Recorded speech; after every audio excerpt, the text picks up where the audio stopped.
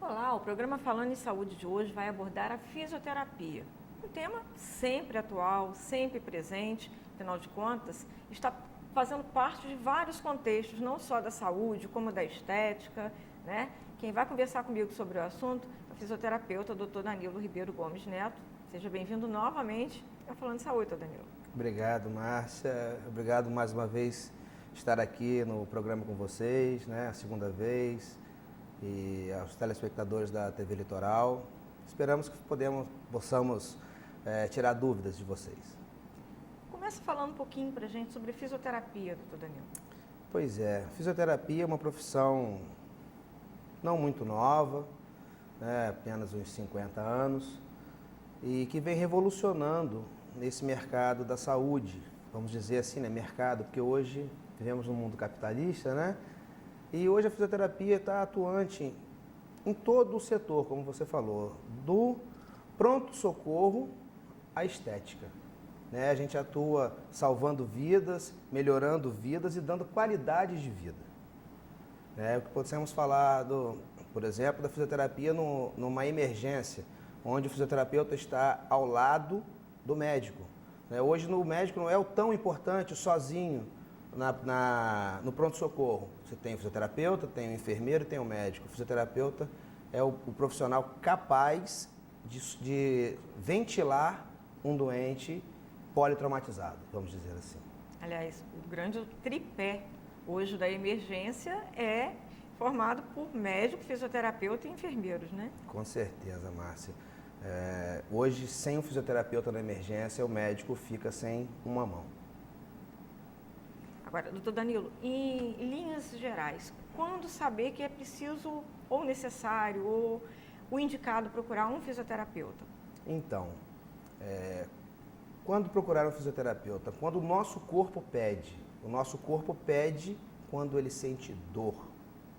Né? A dor é o indicativo de que alguma coisa não anda bem. Postura, né? Um mal dormir também. Problemas associados à coluna, aderência, capsulite adesiva, então postura, né? A gente hoje tem as palmilhas posturais que corrigem bastante a questão de dores mesmo, né? Coluna, posicionamento, então tudo isso. Mochila, que hoje é uma coisa que se usa demais e cada vez mais pesadas, né? O que, aliás, é um absurdo, né? A gente sempre bate nessa tecla aqui no programa, aproveitando principalmente quando vem um profissional de fisioterapia. As escolas deveriam se sensibilizar em relação aos armários, né, doutor Danilo? Com certeza. Eu bato de frente também na escola do meu filho, de 6 anos, que leva uma mochila muito pesada.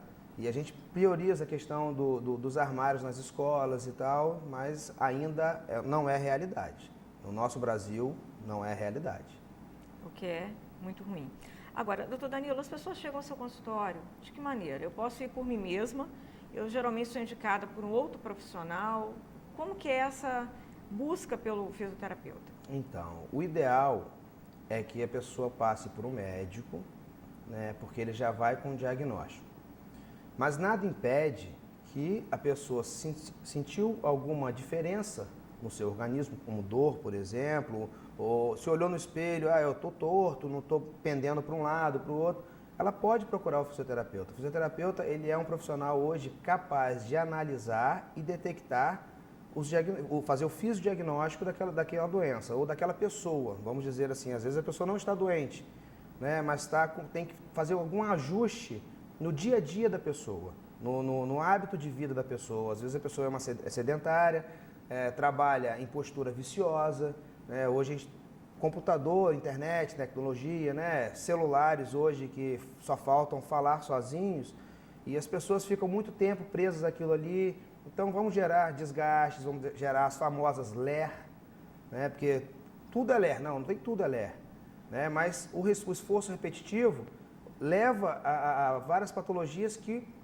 o fisioterapeuta é o profissional indicado e capaz para resolvê-las.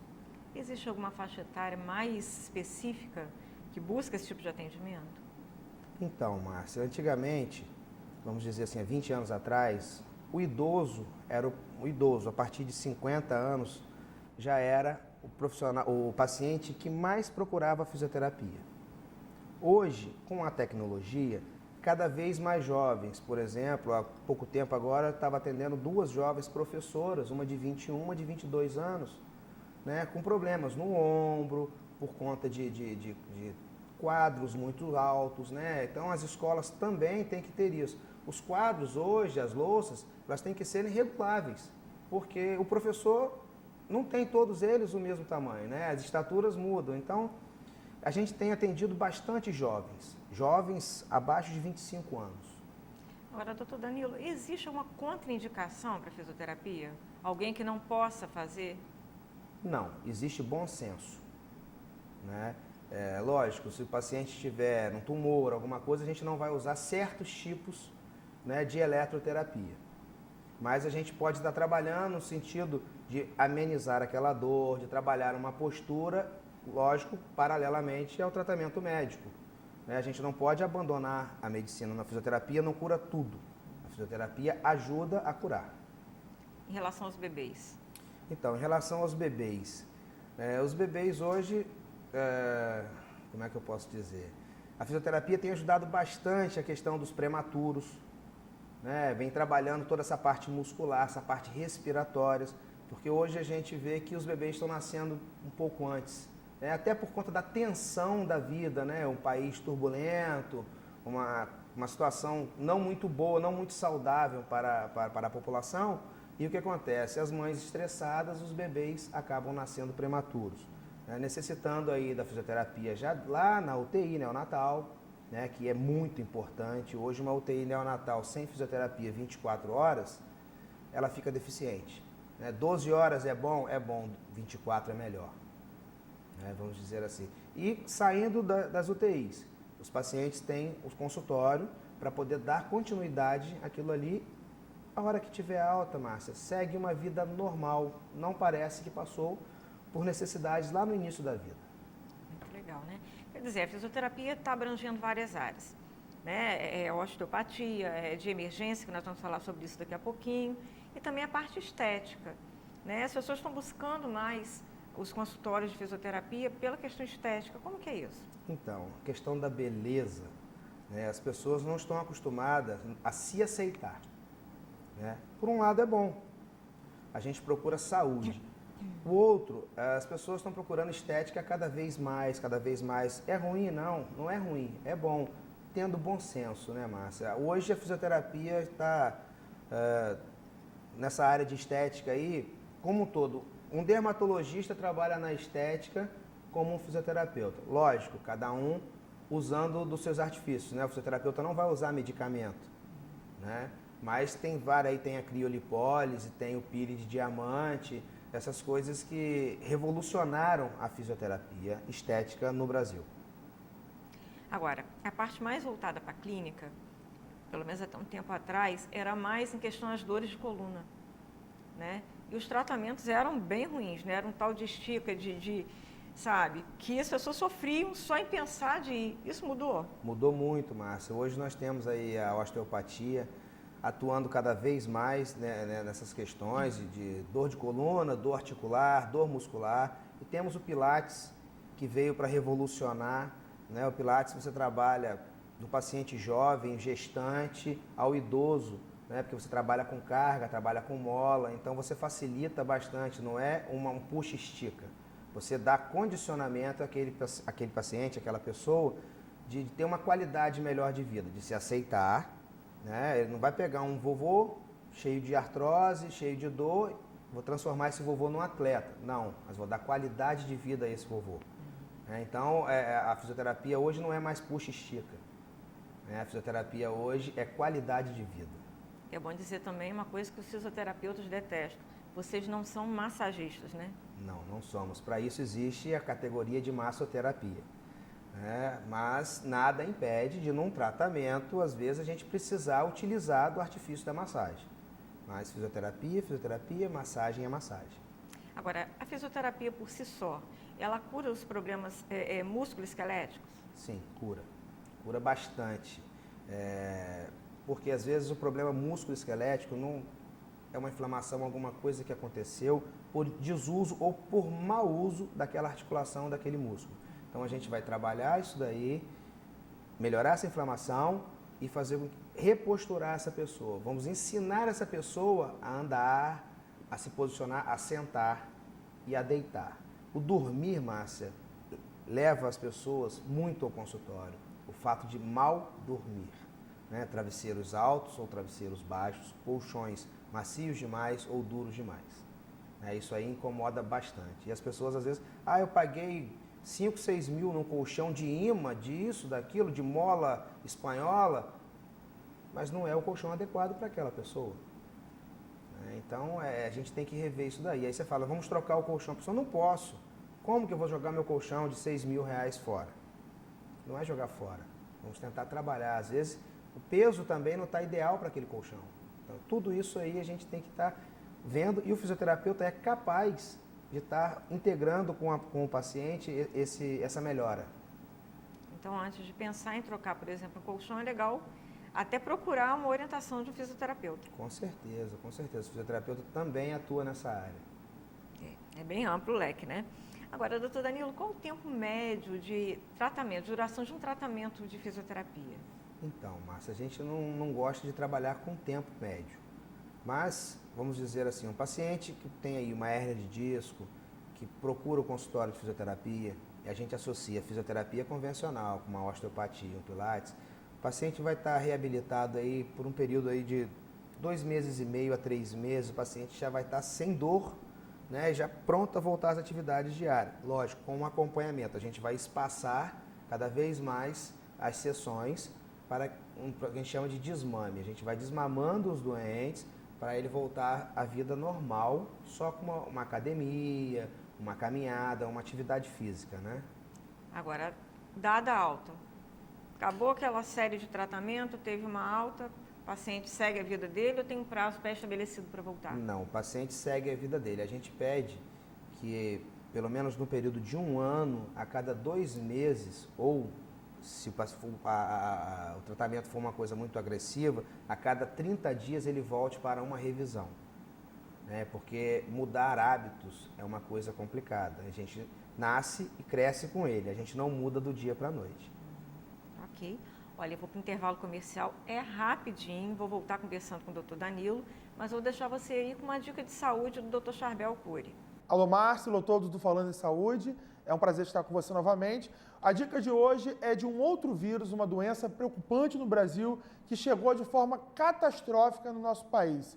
Trata-se do Zika vírus, um vírus que veio da África também, que junto com o chikungunya, né, eles deram um braço, atravessaram o Atlântico e chegaram ao Brasil, transmitido também pelo mosquito Aedes aegypti, o mosquito da dengue, e trazendo uma série de transtornos. Agora, nós temos 4 vírus transmitidos pelo Aedes aegypti: febre amarela, Zika vírus, chikungunya e dengue. Dorme com barulho desse, né? Fazemos o que agora?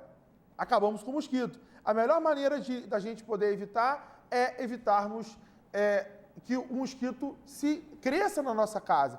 90% da transmissão desses vírus acontece no domicílio. Então, acabando com o vetor, né, que é o mosquito, a gente vai acabar com essas doenças. Mas que doença é essa, o Zika vírus? Né? É uma doença que é mais branda do que a dengue, é mais branda que a chikungunya, não causa febre alta, causa febre baixa. É uma doença que causa manchas pelo corpo, ela também causa manifestações de dor nas articulações, dor muscular, né? Assim como também causa na dengue, assim como também causa no chikungunya. Mas o que marca essa doença é que é uma doença autolimitada, mais leve, não traz quadros graves de choque, como traz a dengue, e está fazendo casos em grande escalada no Nordeste, na Bahia, né? E a vigilância dela é importante. Aqui em Campos nós implantamos uma vigilância sentinela do chikungunya, né? Baseado no fato de que nos últimos meses nós tivemos, de maio a agosto, um inverno estranho, uma vez que nossa vigilância demonstrou que nós tivemos mais casos no inverno de dengue do que no verão, de janeiro a maio. Isso mostra que alguma coisa estranha está acontecendo. Esse comportamento do mosquito Aedes aegypti pode ser relacionado a várias características. Uma delas é que pode estar havendo circulação de chikungunya e zika. Então, baseado nisso, nós estamos criando uma vigilância sentinela para identificar o que pode estar acontecendo, porque nós estamos tendo casos até mesmo no inverno.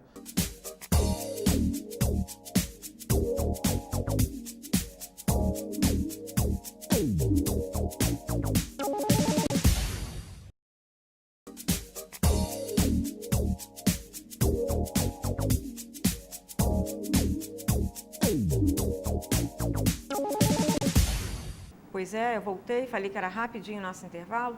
Vou voltar com esse papo gostoso aqui, esclarecedor, né, com o doutor Danilo, que é fisioterapeuta. Doutor Danilo, compressa, calor, gelo, é uma confusão, ninguém sabe. Quando usar o quê? Pois é, Márcia, as duas são boas, né? Tem cada um no seu momento, mas o fisioterapeuta com certeza vai indicar o gelo. No momento posterior, ele até usaria o calor, mas no primeiro momento, gelo. É o que vai na verdade, o que vai melhorar 90% dos casos de entorse, de pancada, de edema, é o gelo. Ok. Então, Danilo, agora uma área que não é assim tão antiga, né, e que está crescendo muito também, é a questão da fisioterapia na emergência. Né? Como é que o senhor pode definir isso para a gente? Pois é, como a gente falou mais cedo, fisioterapia na emergência. Hoje, um pronto-socorro, né, ele tem um tripé, fisioterapeuta, médico e um enfermeiro. Lógico, as outras categorias, os técnicos, os auxiliares, são excelentes ali, são primordiais junto com a equipe. Mas esse tripé funciona da seguinte maneira: o paciente chega, abordado pelo médico, o fisioterapeuta junto e o enfermeiro. O fisioterapeuta vai auxiliar nesse primeiro momento na ventilação. Os prontos-socorros hoje geralmente atendem pacientes politraumatizados, né, mal súbito, paciente que estava em casa, fez uma síncope, caiu, chegou. Quem vai ventilar esse doente? É o fisioterapeuta. Né? Ventilar, que a gente é ventilação mecânica, não é isso? O respirador, o médico vai entubar e a gente vai ventilar. O fisioterapeuta vai atuar nesse doente da entrada, do decorrer do tratamento e na alta desse paciente, que muitas das vezes ele leva esse paciente também para o consultório, porque ele tem alta hospitalar e continua tratando. Então a fisioterapia hoje, no pronto-socorro, ela é de extrema necessidade. Hoje um pronto-socorro que se preze não funciona sem fisioterapia 24 horas. Né? E a gente pode falar com uma experiência ampla do Hospital Ferreira Machado, onde, infelizmente, ainda nós só temos um profissional para atender toda a emergência, 24 horas. Mas a gente está batalhando para que isso possa melhorar. A gente precisa pelo menos uns 3 profissionais 24 horas, né, para dar suporte a toda aquela equipe. Porque o Hospital Ferreira Machado é um hospital que recebe pacientes de toda a região, do norte e noroeste. E o fisioterapeuta, um fisioterapeuta, fica sobrecarregado. Mas estamos lá, cansados, de olheiras e atendendo de domingo a domingo, 24 horas. Agora, doutor Danilo, quais os principais benefícios, né, para os pacientes que recebem esse suporte da fisioterapia nesse primeiro momento, ao contrário do que acontecia antes? Então, a gente sabe que o oxigênio é uma coisa extremamente essencial à vida, né? E quanto mais cedo esses pacientes forem ventilados, os riscos de sequela são menores, né? Sequelas lá na frente, como um possível... O paciente chegou politraumatizado, fez uma hipóxia, né? O paciente vai sair dali com uma sequela motora, com uma sequela na fala, entendeu? Então, quanto antes a gente ventilar esse paciente, melhor. Vamos dizer, a ventilação é tudo. Não, mas vamos dizer que é 99%. E outra coisa, a ventilação também pode lesar? Pode. Por isso, o profissional que está habilitado e que tem que estar no pronto-socorro é o fisioterapeuta. Não que os médicos não saibam ventilar, mas o profissional treinado e habilitado para isso é o fisioterapeuta. Agora, existe também a fisioterapia do CTI, né? Passou aquele primeiro momento, vocês ajudam lá no socorro imediato e tal, o paciente vai, por exemplo, para o CTI. Lá dentro também existe uma continuidade desse tratamento. Com certeza. O CTI também existe na fisioterapia 24 horas. O que acontece? O pronto-socorro faz o primeiro atendimento. O CTI dá continuidade a esse atendimento. No CTI a gente faz tratamento de fisioterapia. O que acontece? A gente vai trabalhar esse paciente não só na parte respiratória, mas na parte motora. E a gente vai, já no CTI, vários pacientes já saem do CTI reabilitados. Não é regra, mas acontece. Outros saem para a UI, que é a unidade intermediária, depois para a clínica médica, possivelmente alta. Mas todo esse processo acompanhado pelo fisioterapeuta. A gente no CTI, a gente trabalha num plantão de 24 horas também, onde se você todo dia tem um despertar diário, Márcia. A gente tenta evoluir esse paciente para o desmame, para sair dessa ventilação o mais precoce possível. Não é que entubou hoje vai estubar amanhã. Às vezes sim, às vezes não. Mas o que acontece? A gente tem que trabalhar esse doente. Pulmão tem condição, nível de consciência, gasometria boa, vamos tentar estubar. Vamos trabalhar, vamos iniciar o desmame e vamos tentar cada vez mais precoce estubar esse doente para evitar uma traqueostomia, não que seja ruim, mas um paciente com mais tempo de tubo, a gente já pede uma traqueostomia para poder facilitar. Às vezes o paciente não está conseguindo, o paciente está bem, mas não consegue sair do tubo. Então faz uma traqueostomia e vai facilitar essa extubação. Agora, a presença de um fisioterapeuta dentro do CTI, 24 horas por dia, todos os dias da semana, esse paciente tem vários atendimentos dia. Pois é, esse paciente não é atendido uma vez por dia. O fisioterapeuta hoje, ele atende numa média de 8 doentes por CTI, 24 horas. Então esse paciente tem atendimento no mínimo de 3 vezes por dia. Mas isso não é regra. Se ele precisar 10, o fisioterapeuta vai estar ali. Por isso hoje a fisioterapia 24 horas é importante. Hoje o CTI não funciona mais sem fisioterapia. Hoje é lei ter fisioterapeutas em CTIs. A questão da aspiração do paciente também é outro ponto crítico, né? Pois é, Márcia, isso é um mito, né? O fisioterapeuta não é aspirador, mas o fisioterapeuta está ali atuante, aspirando o doente durante seu atendimento, posterior ao seu atendimento e nas 24 horas. Porém, a aspiração é uma, como é que eu posso dizer? É uma tarefa comum aos profissionais de terapia intensiva, médico, enfermeiro, técnicos de enfermagem, fisioterapeuta. Quer dizer, todo um conjunto visando o benefício do paciente, né? O único beneficiado é o paciente.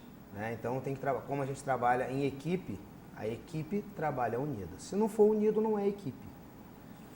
Doutor Danilo, Campos, como grande parte do país, vem tido índices absurdos de acidentes, não só de carro como de moto. Consequentemente, as sequelas são bem maiores, né? Em relação à questão da fisioterapia, como está sendo vital para esses pacientes? Então, a fisioterapia, hoje os acidentes, principalmente motociclísticos, têm deixado muitas sequelas, muitas amputações e muitas mortes. Mas não vamos falar de morte, vamos falar das sequelas. A fisioterapia atua desde o início desse paciente, tentando evitar o máximo de sequela. Quando não se consegue evitar as sequelas, porque foram causadas no acidente, a gente tenta reabilitar esse doente, para uma nova vida. Um doente politraumatizado de um acidente de moto, ele não está ali com um arranhãozinho, uma escoriação e saiu bem. Ele nasceu de novo. Então ele tem que esquecer um pouco do que ele fazia e começar a fazer um novo. O profissional que está ali, mais uma vez, ao lado desse paciente, é o fisioterapeuta. Ocorre, por exemplo, a amputação, que muitas vezes é inevitável. Vocês têm que, como o senhor está falando, reabilitar até para ele receber uma prótese, né? Isso, tem que fazer todo um trabalho de sensibilização. O fisioterapeuta também vai precisar ali de um psicólogo atuante do seu lado, porque perder um membro não é uma coisa fácil. Então vai trabalhar todo esse início até o final. Qual seria o final? Esse paciente andando ou, se for um braço, movimentando, com uma prótese. Não é um trabalho fácil, mas é um trabalho que tem dado muito sucesso. Agora, após atendimento na emergência, o senhor estava falando que muitas vezes sai da emergência, vai para o CTI, vai para a unidade intermediária, clínica, consultório. Acontece, por exemplo, do paciente, o senhor dá alta, e ele voltar a fazer um tratamento com o senhor. Olha, doutor Danilo, eu estive lá, no meu dia a dia eu estou sentindo necessidade de voltar ao tratamento e quero que o senhor me acompanhe. Existe bastante. Tem um exemplo clássico aí de um paciente politraumatizado num acidente automobilístico, onde ele fraturou o corpo da vértebra de C4 e C5. Eu atendi no Ferreira Machado, atendi no CTI, atendi na clínica, e ele saiu de alta e foi me procurar no consultório. A princípio, esse paciente estava cadeirante, né, mas tinha sensibilidade, tinha os reflexos, tinha algum movimento, faltava força muscular, e a gente conseguiu reabilitar. Hoje esse paciente, ele anda, ele dirige, ele voltou a trabalhar, ou seja, ele voltou a ter uma vida normal, né? Ah, ficou com alguma sequela? Hoje eu sei que ele tem e ele sabe, mas um leigo que vai olhar para ele não vai dizer que esse paciente passou pelo que passou, né? Ele ouvir de várias pessoas que ele não andava mais, que ele poderia comprar uma cadeira de rodas e esquecer de trabalhar. Um paciente jovem, com 52 anos, e hoje esse paciente vive plenamente, voltou toda a sua atividade, e aonde me encontra é uma emoção, porque me abraça, me beija, e hoje ele não é um paciente, hoje ele é meu amigo. Quer dizer, se cria um vínculo também muito importante, né? Esse é um dos casos, né? Porque foi o caso que mais me impressionou também, porque eu dizia para ele, rapaz, tenha fé. Se você tiver fé, você vai andar. Não adianta eu te tratar se você não tem fé, né? Porque só você pode se curar. Eu sou um instrumento, eu estou aqui para te ajudar. Aí fluiu. Foram 3 meses de tratamento pós-hospitalar para esse paciente dar os seus primeiros passos. 6 meses ao todo, esse paciente não andava, não tinha muletas, não tinha andador, muito menos cadeira de roda. Esse paciente deambulava ou andava inteiramente livre, sozinho, voltou à vida, vamos dizer assim, nasceu de novo. Então hoje ele comemora o aniversário dele no dia do acidente que ele teve. Porque ali ele nasceu para outra vida, ele nasceu de novo. Parabéns para ele e para o senhor, né? Obrigado. Doutor Danilo, eu gostaria que o senhor deixasse orientações para o dia a dia da gente. A questão que o senhor está falando de sentar. Ah, eu estou cansado, vou e me jogo. A questão do andar, né? Tudo isso vocês podem indicar para que a gente faça o correto.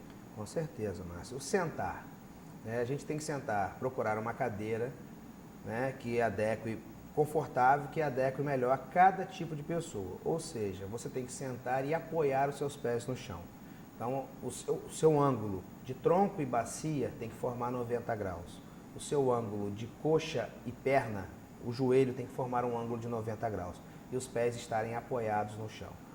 Os pés estiverem pendurados, o que acontece? Vai começar uma dormência, uma parestesia, aí não é o correto.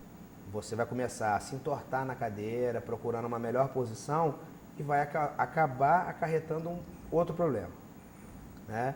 O andar, temos que ter postura, não é andar jogado, né? Então, calçados de qualidade. Ah, calçado caro. Não digo calçado caro, calçado de qualidade. Você não vai sair para fazer uma compra no centro, uma mulher, por exemplo, usando um salto agulha 15. Vai cair. Vai me procurar, que vai fazer um entorse de joelho, de tornozelo, né? Vamos ao centro? Um tênis confortável, um sapato, não precisa ser rasteiro, um salto moderado, né? Os colegas homens, principalmente tênis e sapato fechado. Chinelo usa-se em casa e na praia. Ok. Gostaria de agradecer a sua participação mais uma vez, chamá-lo para voltar outras vezes, né? Assunto a gente vai ter bastante. E espero que você que está em casa tenha gostado do programa, aprendido com o doutor Danilo como ficar lá, ó, direitinho aí com a postura, né, doutor Danilo? Isso. E faz contato comigo, marciatebarcelos@gmail.com, e também lá, blog de marciabarcelos.blogspot.com. Não se esqueça, a gente se vê.